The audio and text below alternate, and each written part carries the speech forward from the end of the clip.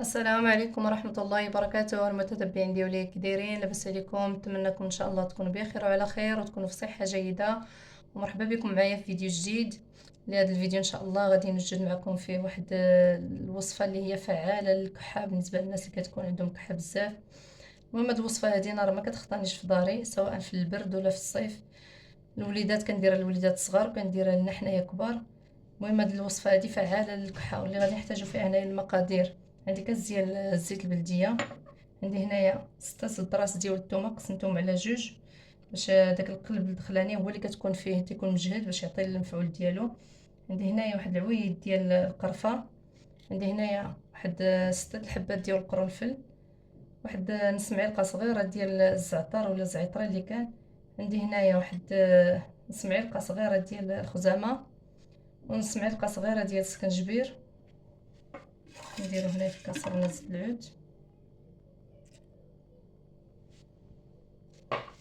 ندير عليها هاد الدراس هادو ديال الثومه، 6 دراس ديال الثومه مقسومين على جوج. وغندير هاد العويد ديال القرفه،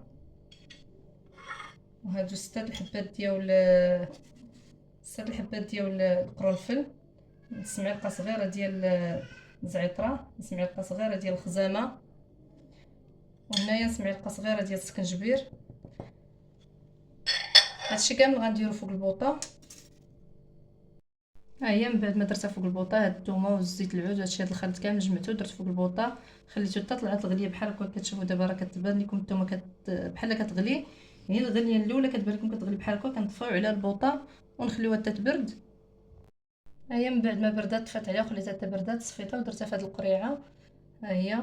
المهم طريقه الاستعمال كنديرو بالنسبه للناس الكبار كنديرو معلقه كبيره في الليل كنبغيو نعسو، معلقه كبيره الصباح على الريق، ومعلقه كبيره وسط النهار ديما قبل الماكله بنص ساعه.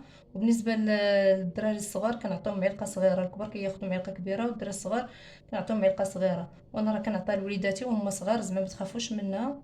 ولد صغير عندي ولدي كنعطيه على 3 شهور، كنعطيها ليه الحمد لله راه ما كتضروش، بالعكس كتنفعو بزاف، كترطب لهم الصدر ديالهم وكتخرج داكشي اللي تيكون في الصدر كيخنقهم. وهاد الوصفه هادي راه زوينه وعند تجربتي انا وديما كنجربها، ديما كتخطانيش هاد الوصفه هادي. ونتمنىكم ان شاء الله تجربوها. هذه الوصفه اللي درت معكم اليوم، والسلام عليكم ورحمه الله وبركاته.